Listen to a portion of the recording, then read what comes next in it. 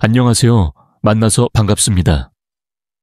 저는 올해 72 살인 할줌마입니다.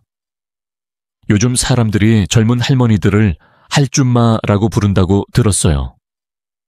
그래서 저도 그런 젊은 할머니가 되고 싶어서 얼굴을 공개할 수 없지만 이렇게 할줌마라고 소개하게 되었습니다.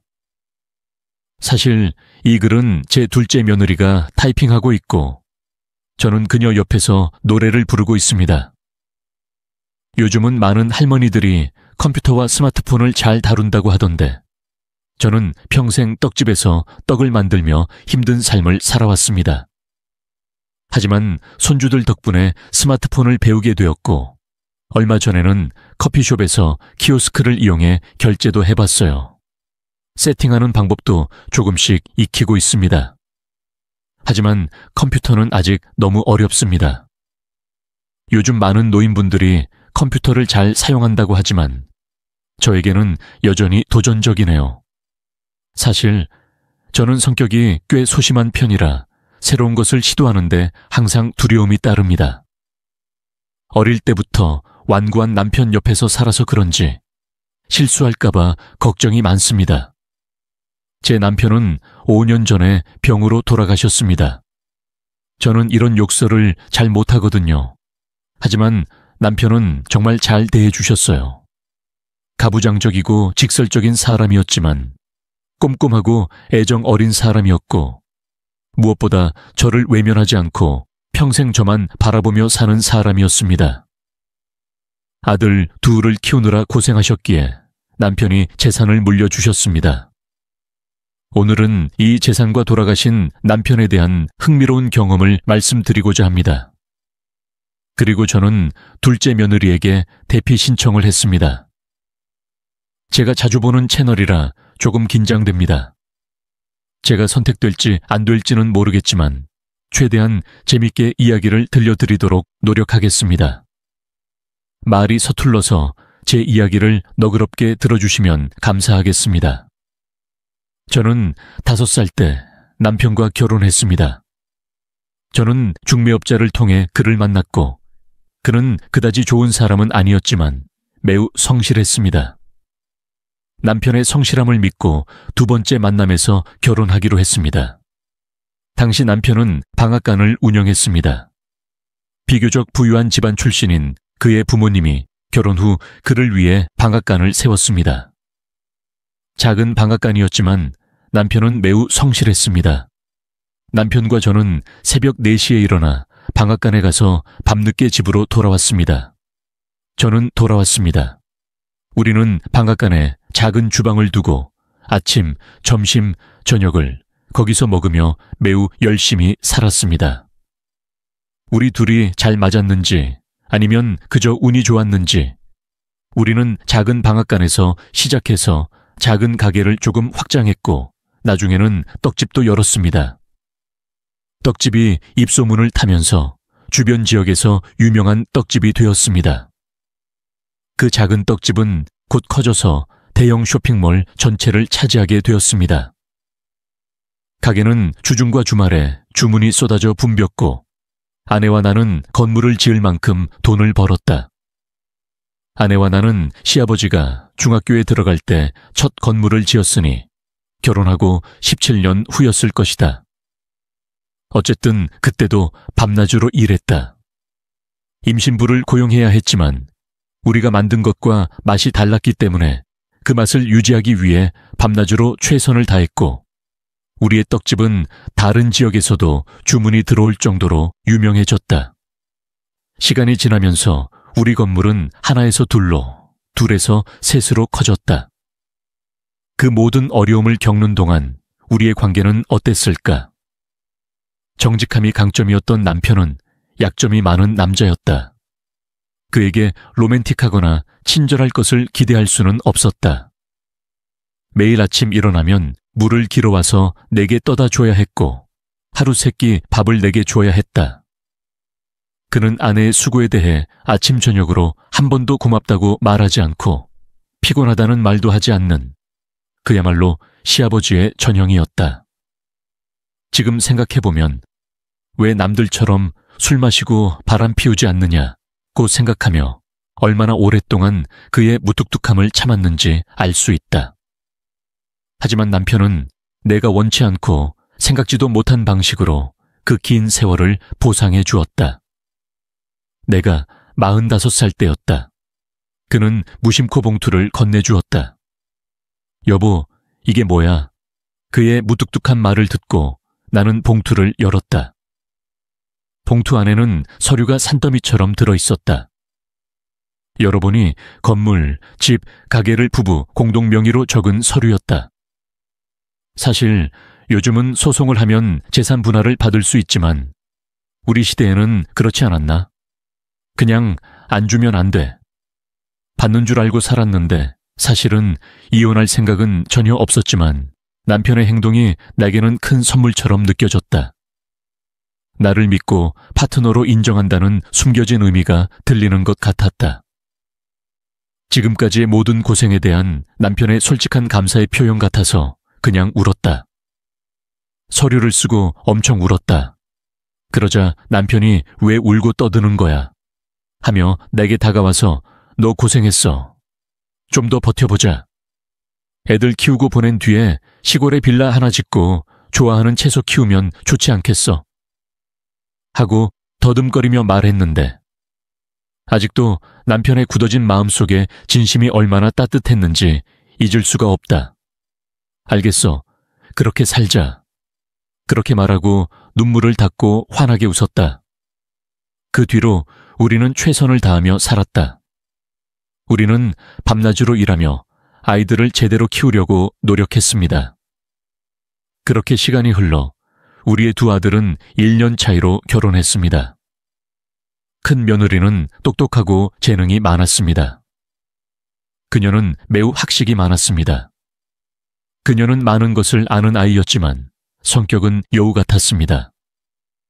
그녀는 때때로 와서 귀엽게 행동하고 물건을 요구했고 그녀는 막내 딸이었습니다. 반면에 둘째 딸은 곰과 비슷하고 매우 내성적이었습니다. 대신 그녀는 조용하고 무거웠습니다. 첫째와 둘째 며느리가 바뀌었으면 좋았지만 너무 달랐습니다. 그게 뭐 어때요? 어떤 며느리가 아들과 잘 지내면 고마울 것입니다.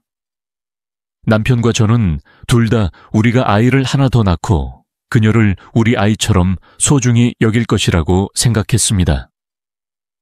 둘째 딸이 결혼한 그날 밤, 남편은 몇 년 동안 한 번도 언급하지 않았던 주제를 꺼냈습니다. 그때 우리가 약속한 것은 땅을 사는 것이었습니다.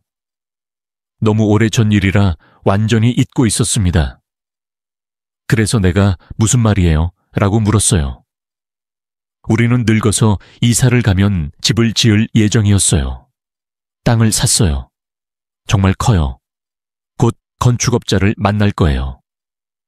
항상 살고 싶었던 집이 있다면 사진 몇 장 보내거나 건축업자에게 뭔가 말해주세요. 그의 퉁명스럽고 거친 말 끝에 나를 생각하는 진심이 느껴졌어요. 남편의 손을 꽉 잡았어요. 어디에 살든 상관없으니까 당신이 원하는 집에서 살게요. 대신 마당에 작은 파빌리온을 지어서 같이 고스톱을 하자. 남편은 수줍게 웃으며 말했다. 지금까지 고생했잖아. 일에 미친 듯이 보이는 남편이 거짓말처럼 장보기를 시작했다. 정말 편안한 날만 남았다고 생각했어. 하지만 가장 행복한 시간 바로 전에 불행이 찾아왔다. 남편의 대장암 소식이었다. 병원에서는 아무것도 할 수 없다고 했다. 기껏해야 6개월밖에 살 수 없다고 했다. 하늘이 무너지는 것 같았다. 편안한 날만 남았다고 생각했는데 갑자기 병원에 가야 했다. 남편이 너무 불쌍했고 그를 내버려 두어야 하는 내가 너무 불쌍했다. 하지만 남편은 강했다. 혼자서 무언가를 정리하는 데 시간을 들인 다음 침착하게 병원으로 들어갔다. 병실에 누워있는 남편을 보고 눈물을 흘렸다. 그는 나에게 말했다. 울지 마. 네가 부당한 대우를 받는 게 아니야. 너는 정말 열심히 살았어. 하지만 남편은 모두 죽는다. 조금 더 빨리 가는 거야. 남은 시간을 행복하게 보내고 가고 싶어. 이렇게 울기보다는 슬펐지만 남편이 옳았어. 그래서 결국 전 남편의 말을 따르기로 했어. 눈물을 닦고 환하게 웃었어. 남편을 조심조심 돌봤어. 늙은 몸은 지쳐 있었지만 남편 곁을 떠나고 싶지 않았어. 하지만 그날 밤 이상한 기분이 들었어. 남편이 한밤중에 깨어나서 날 불렀어. 여보, 준철이 엄마. 잠깐 감았던 눈을 뜨고 남편의 상태를 확인했어. 늘 신음하던 남편이 훨씬 나은 듯 했어. 여보, 오늘은 기분이 좀 나아졌어. 정말 좋아. 멜론 껍질을 벗겨서 가져와 줘. 이 시간에 갑자기 무슨 과일일까 싶었는데 평소에 아무것도 못 먹던 남편이 갑자기 밥을 먹고 싶어서 그러지 않았어. 행복해. 아, 잠깐만요. 나는 조심스럽게 멜론을 통째로 껍질을 벗겨 남편에게 주었고 남편은 혼자서 멜론을 통째로 먹었습니다. 아, 입을 닦을 정도로 배불리 먹은 남편이 나를 바라보며 말했습니다. 자기야, 내가 죽으면 내 재산을 자식들에게 절대 주지 마. 무슨 소리야? 네가 죽는 거야? 울지 말고 내 말을 잘 듣고 죽기 전에 네 재산을 자식들에게 넘기거나 낮추는 생각을 하지 마. 왜 그랬을까? 자식들에게 좋은 삶을 제공하기 위해 모든 수고를 다했는데 그러자 남편이 말했습니다. 어젯밤에 여우 새끼 무리가 와서 너를 물어뜯는 꿈을 꿨어. 미안했어. 좋아해서 내 말만 듣고 해. 이거 꼭 지켜야 돼. 뜨거웠던 남편이 새끼손가락을 꼭 잡고 약속을 하고 다시 잠자리에 들었어. 그리고 그날 아침 남편이 7개월 동안 병을 앓다가 세상을 떠났어. 그 대화가 마지막이 될 줄 알았더라면 더 잘 대했을 거야. 몇 마디 더 했을 거야.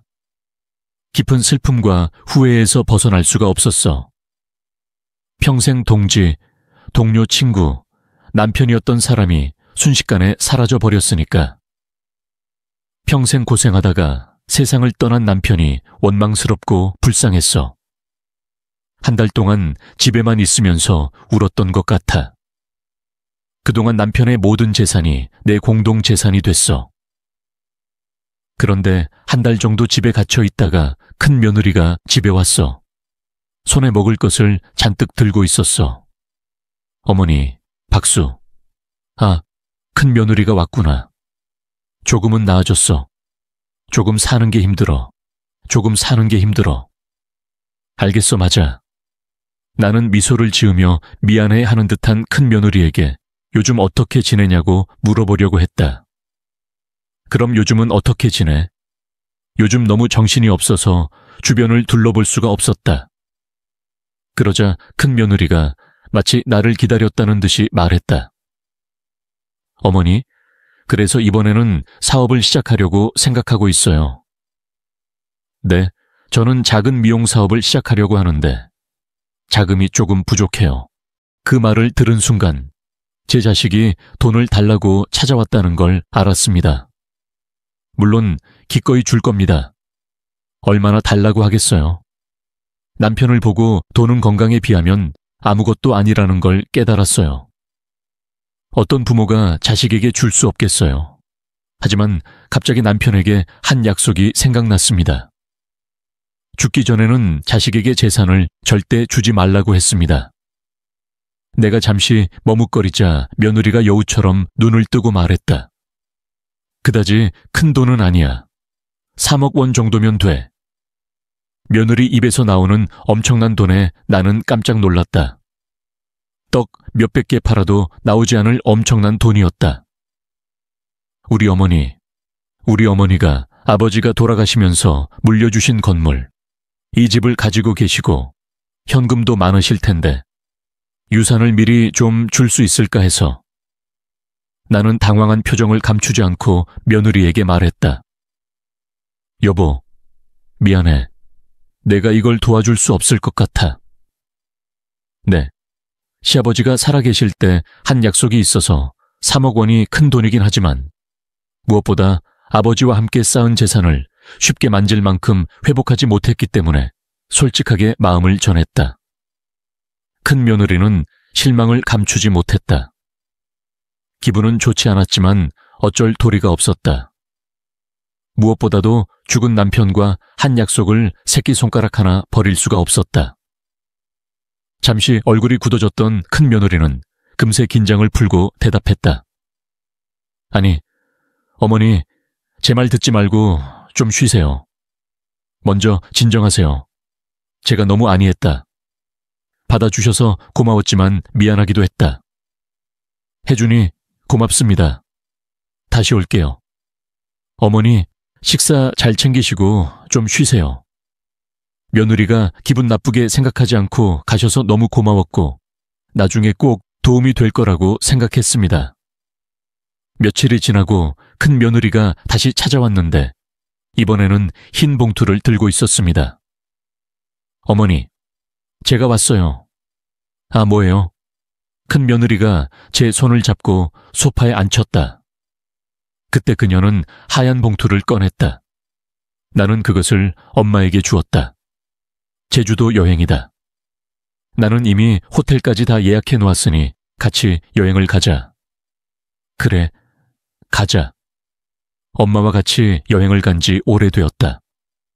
왜 갑자기 그렇게 되었을까? 큰 며느리가 눈을 감고 웃었다. 지난번에 엄마와 이야기할 때 나는 정말 기분이 나빴다.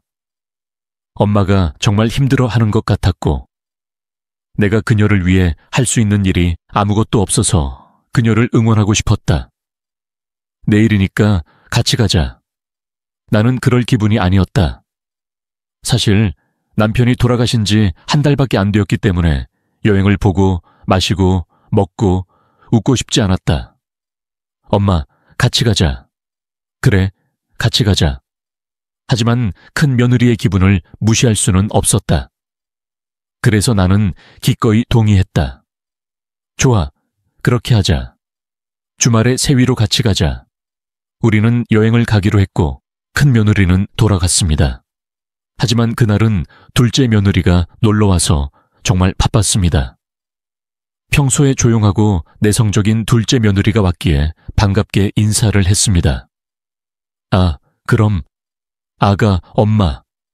들어왔을 때 표정이 좋지 않았습니다. 뭐가 문제야? 아니, 엄마가 어떤지 보러 온 거야. 그렇게 애정 어린 아이도 아니고 말도 별로 안 하잖아. 집에 와서 멍하니 앉아 있었습니다. 뭔가 마실 것 줘. 아니, 엄마한테 물어볼까? 조금 불편하고 부끄러웠지만 그럴 줄 알았습니다. 혼자 있는 게 걱정돼서 못 보내셨나 봐요. 둘째 며느리하고 밥 먹고 TV 보면서 시간을 보냈습니다. 그날 둘째 며느리는 조용히 나를 바라보며 무언가를 관찰하는 듯했고 밤늦게 자리에서 일어났습니다. 엄마, 이제 갈게요. 그러니까 자주 찾아오시잖아요. 하지만 어머니는 뭔가 말할 게 있는 듯 머뭇거리셨어요. 아, 그럼 뭐라고 하실 건가요? 둘째 며느리는 한참 머뭇거리다가 힘겹게 입을 열었다. 별거 아니에요, 형님. 형님, 첫째가 한 말이에요. 형님, 조심하세요. 그뿐이에요. 무슨 말씀이세요? 그때 큰 며느리가 얼마 전에 돈 빌리러 오셨던 일이 생각났어요. 이 마음씨 좋은 여자가 어떻게 알고 걱정이 되어서 온 거였을까요? 그때서야 둘째 며느리가 왜 와서 하루 종일 내 곁에 있었는지 알았어요. 알겠어요. 걱정하지 마세요. 고맙습니다. 알겠어요. 알겠어요. 네, 알겠어요. 아, 그럼 좋죠. 그럼 걱정 말고 가겠습니다. 네, 둘째 며느리가 집에 돌아왔고 저는 밤늦게 잠들었어요. 그렇게 사흘이 지났어요. 큰 며느리랑 제주도에 가기로 한 날이었어요. 큰 며느리가 예쁘게 차려입고 집 앞에 나를 데리러 왔다. 그래서 큰 며느리와 제주도로 여행을 갔다. 물론 마음은 무겁고 불편했지만 드러내지 않았다. 대신 더 많이 웃고 즐거웠다. 며느리가 나를 이렇게 잘 돌봐줘서 고마웠다. 이틀간의 여행을 마치고 큰 며느리가 미안하다며 집에서 같이 자겠다고 했다. 혼자 있을 큰아들과 손주들이 걱정되었지만 며느리의 마음에 고마워서 거절할 수 없었다. 그리고 너무 피곤해서 잠이 들었다. 다음 날이 되었다. 큰 며느리가 집으로 돌아왔다. 그 다음 날 두 아들과 그 며느리가 저녁에 찾아왔다. 예상치 못한 방문에 나는 놀라 문을 열었다. 하지만 큰아들은 눈물을 글썽이며 나를 꼭 껴안았다. 어머니, 이 시간에 뭐 하세요? 어머니가 치매인 건 사실이에요. 큰아들이 묻자 큰 며느리가 눈물을 닦으며 어머니는 어떻게 하실까요? 라고 물었습니다. 며칠 동안 어머니와 지내면서 직접 봤습니다. 갑작스러운 말에 너무 놀라서 무슨 말을 해야 할지 잊었습니다. 그러자 둘째 아들이 제 손을 잡고 말했습니다. 어머니, 병원에 가보세요. 먼저 치매인지 아닌지 확인해야 해요. 검사는 어때요? 아내가 이미 봤어요. 먼저 요양원을 알아봐야 해요. 어머니가 찾아왔을 때 정말 놀랐어요. 바지에 구멍이 났는데 모르셔서 제주도까지 같이 가서 검사했어요. 예상대로 어리둥절했어요. 저는 아무렇지도 않고 괜찮은데 당신은 치매예요. 치매인 줄 모른다고 하니까 그게 사실일까 싶었어요. 그냥 그 자리에 앉아서 아이들을 멍하니 바라보았습니다. 나는 고개를 들어 큰아들과 큰며느리가 울고 있고 둘째 아들은 불만스러운 표정으로 나를 바라보고 있었다. 나는 무슨 일인지 알 수 없었고 혼란스러웠다.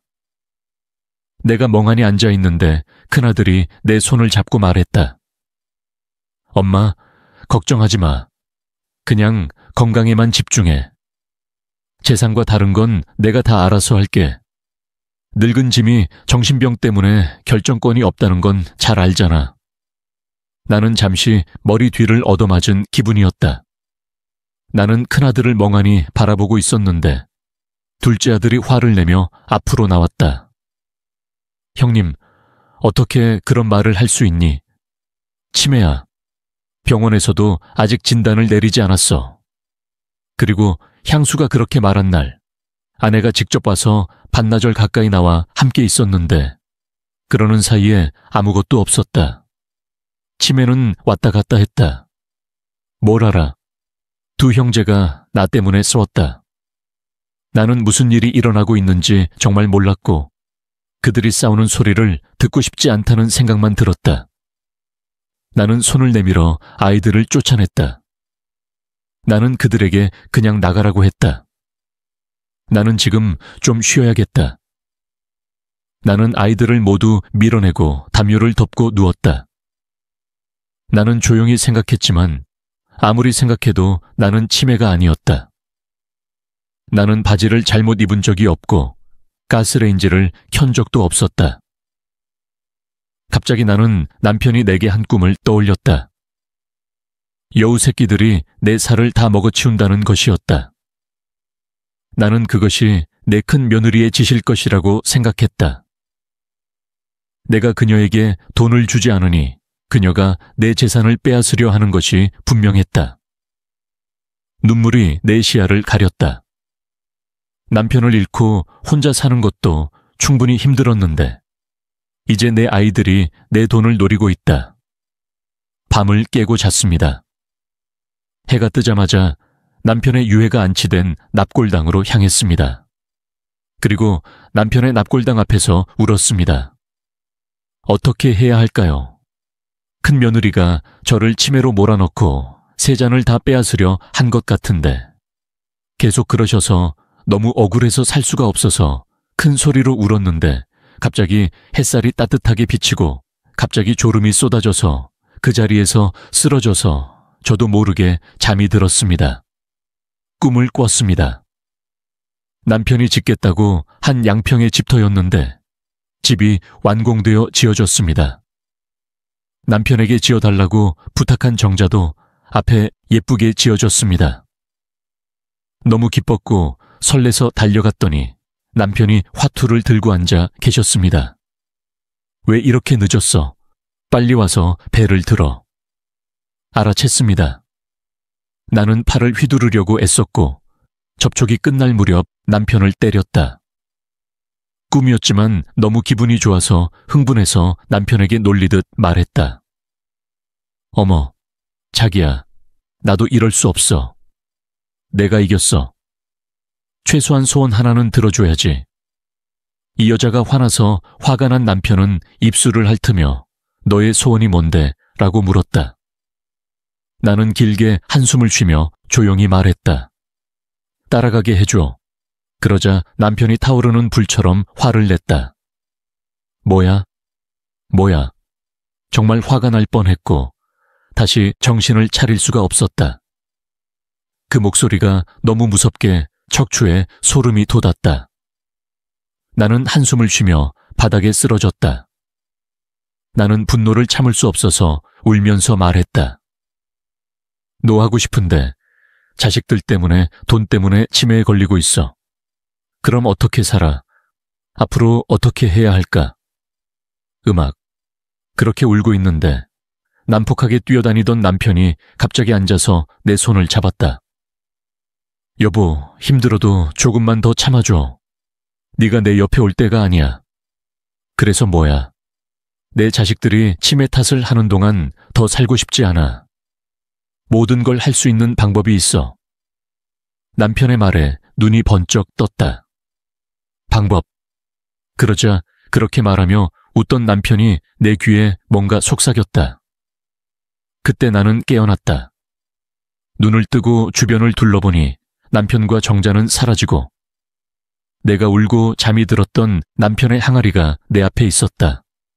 나는 눈물을 흘리며 남편의 항아리를 바라보았다. 여보, 네가 말한 대로 해볼게.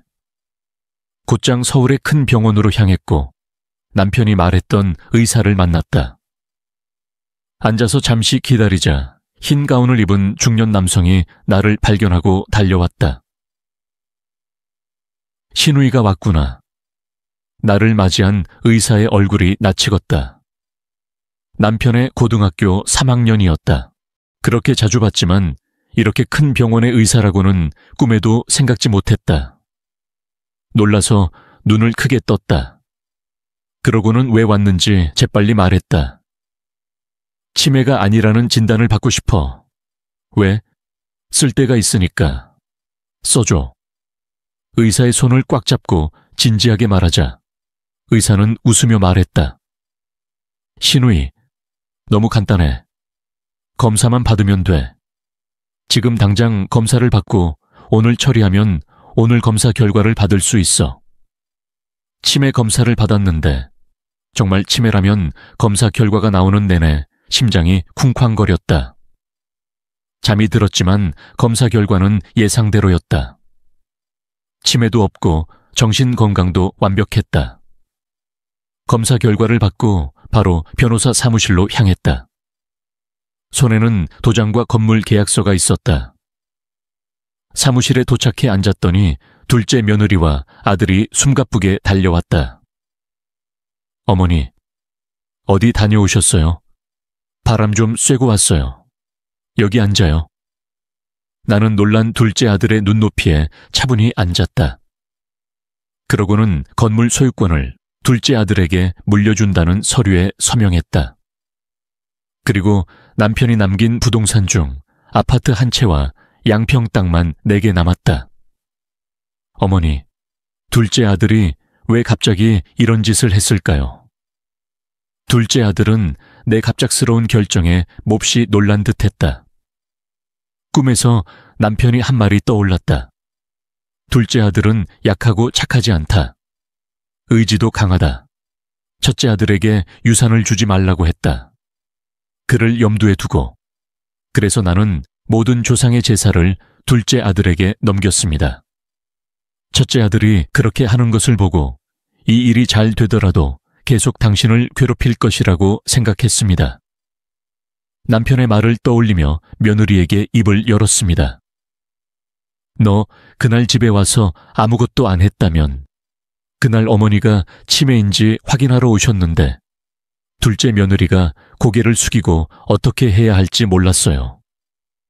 둘째 며느리의 등을 두드리며 괜찮아, 솔직하게 말해 라고 했어요. 그러자 며느리가 진실을 말하기 시작했어요. 어머니는 다칠까봐 걱정이 되어서 말씀드릴 수가 없었고 우리는 많은 고통을 겪었어요. 사실 형이 찾아왔어요. 어머니가 치매라고 해서 우리 집에 왔는데 어머니는 나를 알아보지 못하고 그냥 울기 시작했어요. 처음에는 놀랐어요. 하지만 이상했어요. 건강하시던 어머니가 갑자기 치매가 되었어요. 아무런 경고 신호도 없었으니까 그럴 리가 없어요. 형의 성격을 몰랐던 게 아니라 이상하다고 생각해서 직접 확인하러 갔어요. 이미 눈치챘지만 마음이 아팠어요. 예상대로 첫째 며느리는 그날 내가 재산을 주지 않자 계략을 꾸몄다. 둘째 며느리는 깊이 한숨을 쉬며 말했다. 하지만 내가 거기에 갔을 때 어머니는 평소와 다름이 없었다. 그래서 확신했다. 형부가 거짓말을 했겠지. 그런데 그는 제주도에 갔다가 돌아왔다. 어머니는 분명 치매다. 너무 화가 나서 정말이다 라고 말했다. 그러자 둘째 아들이 갑자기 화를 내며 끼어들었다. 하지만 형수가 너무 지나치다. 형수를 믿느냐 아니면 형수의 재산이 부럽냐. 사실 어머니가 더 심해지기 전에 재산에 대해 먼저 말했어야 했다. 나는 몹시 씁쓸하고 마음이 아팠지만 참았다. 그리고 잘 들어. 나는 너한테 첫 번째 재산을 줄 생각이 전혀 없어. 다 너한테 맡기고 죽을 거야. 하지만 조건이 있어. 첫째, 내가 치매가 없다고 말하지 말고 아는 척도 하지 마. 어머니는 아직 돌아가시지 않았는데 어떤 재산을 우리에게 줄 수 있겠습니까? 우리는 그런 건 원치 않습니다. 헛소리 그만하세요. 어쨌거나 내가 죽으면 이 세상은 내 자식들의 것이 될 겁니다. 하지만 첫째 아이에게는 한 푼도 주고 싶지 않습니다. 이게 내 유언이지만 당신 아버지의 유언이기도 합니다. 내가 그렇게 말하자 둘째 아들은 의아한 표정을 지으며 아버지? 하고 물었습니다. 꿈에서 이런 방법을 보여줬다고 하면 믿지 못하겠어서 입을 다물었습니다. 알겠습니다. 기다려봅시다. 그렇게 시간이 흐르고 올케가 어떤 반응을 보일지 지켜보았습니다. 그리고 예상대로 며칠 후 변호사 사무실에서 전화가 왔습니다. 첫째 아들 부부가 왔습니다. 어머니는 치매에 걸려서 지루해 하셨습니다. 둘째 아이에게 물려준 부동산을 상속받을 수 없어서 무효화해야 한다는 전화가 왔습니다. 전화를 받고 깜짝 놀랐습니다. 정말 꿈에서 남편이 한 말대로 일이 잘 풀렸어요. 꿈에서 남편 목소리가 내 귀에 들리는 것 같았어요. 우선 후배가 있는 병원에 가서 치매가 없다는 진단을 받아야 해요. 그게 최우선이어야 해요. 그 다음에 바로 둘째 아이에게 재산을 물려주고 양평에 있는 아파트와 땅을 물려주어야 해요. 당신도 살 집이 있어야 해요. 그러면 몇 주 후면 첫째 아이가 태어날 거예요. 그러면 치매 진단을 받고 나타나서 남편이 말한 대로 다 될 거예요. 신기했어요. 꿈에서 남편이 말한 대로 다 되어서 신기했어요. 기다리던 일이었어요. 자리에서 일어나 변호사 사무실로 곧장 향했습니다. 사무실에서 큰 며느리 목소리가 들렸습니다. 야, 치매 노인이 유산을 상속받는데 그냥 주면 어때? 지루해하면서 한 계약은 무효가 돼야지. 변호사니까 알아야지. 며느리 목소리가 들리는 가운데 사무실로 들어갔습니다. 그리고 마지막 목소리로 말했습니다. 너희들이 왔구나. 내가 나타나자 큰 며느리는 당황한 듯 놀라움을 감추지 못했습니다. 어머니, 나는 당당하게 걸어갔습니다. 그리고 며느리와 아들을 내려다보며 말했습니다. 내가 치매에 걸려서 정신이 약하면 상속이 무효입니다. 그러자 큰 며느리가 슬퍼하며 말했습니다. 어머니, 솔직히 너무합니다. 치매가 있는데도 왜 둘째 며느리에게만 그렇게 많은 제사를 드리십니까? 딸이 사업에 돈이 필요할 때 너무 엄하게 대하시고 끊으셨는데 저는 그게 터무니없어서 웃었습니다. 그래서 제가 말했습니다. 아, 그래서 치매가 생겼군요. 거짓말을 했습니까? 어머니, 잘 모르시겠지만 제가 보았는데 거짓말이 아니었습니다. 어머니, 저를 기억하지도 못하시고 믿으시는 것을 똑똑히 보았습니다. 제가 어머니를 붙잡았을 때 역겹게 보였어요. 아, 그렇군요. 저는 여유롭게 웃으며 병원에서 미리 준비해둔 말을 했습니다. 하지만 뭐가 문제입니까? 저는 치매가 없는데 당신은 치매인 듯합니다. 제가 증서를 건네주자 큰 며느리의 얼굴이 창백해졌습니다. 저를 크게 놀리셨나 봅니다. 변호사를 불렀습니다. 변호사님, 말씀해 주세요. 저는 무지해서 잘 모르겠지만 며느리가 제 재산을 노리고 치매에 걸리게 한 사건이 형사처벌을 받을 수 있을까요? 아, 재산을 횡령하려고 거짓말하는 건 사기입니다. 들었어요. 사기입니다. 제가 그렇게 말하니까 큰아들과 큰며느리가 마침내 찾아와서 애원했습니다. 어머니, 죄송합니다. 제가 잘못했습니다. 이번만은 신뢰해 주세요. 어머니, 제가 잘못했습니다. 정말 치매인 줄 알았어요. 네, 어머니, 부탁합니다. 그렇게 간절히 애원하는 걸 보고 가슴이 쿵쾅거렸습니다. 어떻게 해도 자식과 성관계를 한 거로 고소할 수 있을까요? 하지만 그냥 넘길 수 있는 게 아니었습니다. 다시는 애들 보고 싶지 않았습니다. 제 마음은 여전히 제 모든 재산을 둘째 아들에게 주고 싶습니다. 다시는 보고 싶지 않으니 다시는 제 앞에 나타나지 마세요. 앞으로 무슨 일이 있어도 수프는 없을 거야. 그렇게 말하고 변호사 사무실을 나왔다. 사실 한편으로는 안도감이 들었고 다른 한편으로는 슬펐다. 꿈에 나타난 남편의 영리한 계략 덕분에 내 재산과 나를 지킬 수 있었다. 정말 고마웠고 대단했다. 그렇게 치매 사건은 끝났다. 아직도 첫째 아들이 가끔씩 집에 와서 울고 애원한다. 지금도 그렇다. 가끔 내가 약해지면 남편이 꿈에 나타난다. 여우 새끼에게 잡아먹힐 생각은 말고 강해지렴. 그러면 나는 언제 갈 수 있어? 라고 말한다. 그러면 남편이 널 위해 할 수 없는 일과 하고 싶은 일이 너무 많았는데 눈을 감았어. 다 했고 둘째 아들한테서 모든 걸 다 받기까지는 아직 멀었어. 할 수 있는 건 다 즐기고 천천히 돌아와. 내일은 베개가 젖어서 깨겠어. 아, 그런데 얼마 전 꿈에 남편이 또 나타났어요. 양평에 있는 집이었는데 정원에 아주 예쁜 꽃이 한 송이 있었어요.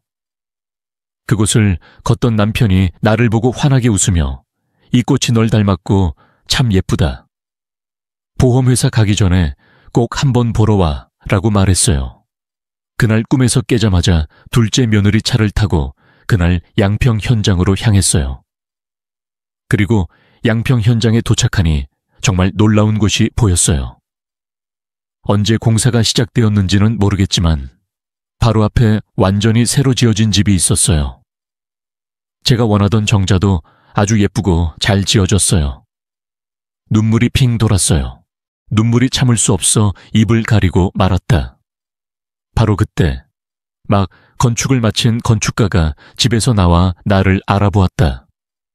혹시 당신이 내 아내이신가요? 라는 그 말에 나는 깜짝 놀랐다. 어떻게 저를 아시죠? 그 건축가는 고인이 된 대통령님이 보여주신 사진을 기억하고 있었다. 이렇게 아름다운 여자의 집이라면 세상에서 가장 예쁜 집으로 만들어야 한다고 했어요. 그는 정말 그렇게 말하며 나를 보았다. 그 순간 나는 그 자리에 앉아 있을 수밖에 없었다. 늘 솔직하고 서툴게 감정을 표현했던 남편의 마음을 이제 와서 그토록 깊이 이해할 줄은 몰랐다. 남편은 떠났지만 그가 꿈속에서 길을 안내해주지 않았다면 이 집은 물론 양평의 집도 큰 며느리 손에 넘어갔을지 모른다. 혹시 나는 요양원에서 치매 환자로 지내고 있었을지도 모르겠다. 그때마다 나는 남편에게 끊임없이 감사의 눈물을 흘리며 그리운 마음을 달랬다. 집으로 돌아오는 길, 내 마음속에서 그리운 만큼 눈물이 흐르며 그리운 사람의 품으로 돌아갔다. 그리고 결국 아파트를 팔고 양평으로 이사를 왔다. 이곳은 가을도 흐르고 앞에는 텃밭이 있으며 이웃들은 모두 즐겁고 친절해서 외로울 틈이 없다. 이사 온 지 얼마 되지 않았지만 두 번째 가족도 잊지 않고 한 주에 한 번씩 찾아온다. 이 집은 남편이 지어준 집이다. 여기서 이렇게 살면서 평생 동안 남편의 마음을 느낄 수 있다는 사실이 그 무엇보다 소중하고 행복하다. 언젠가는 남편이 나를 위해 준비해놓은 이 선물을 다 누리고 그가 내게 해주지 못한 것들을 다 해주며 그가 있는 곳으로 가게 될 거라고 믿는다. 자기야, 조금만 더 기다려. 네가 못해준 모든 것들 다 해줄게. 모든 걸 함께 즐기고 내 곁으로 갈게. 정말 고맙고 사랑해. 내가 나이가 들면서 무모해지는 걸까? 조금 부끄럽지만 이제 끝내려고 한다. 긴 이야기 들어줘서 고마워.